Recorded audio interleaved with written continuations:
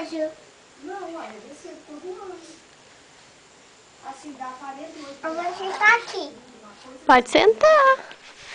Mas aí parece que quando a gente aposenta, a gente tem direito de retirar o Tá comendo tudo? Tá doendo. principal.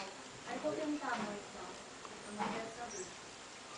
Fumaça, come tudo. Mas eu acho que essas coisas mudaram. Ele gosta de molhadinha? Tá nojinho.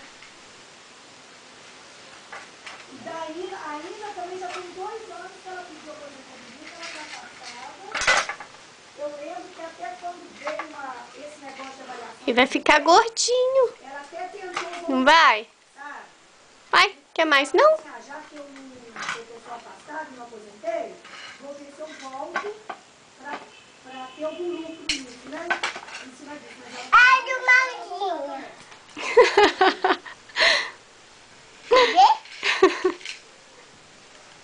Ui!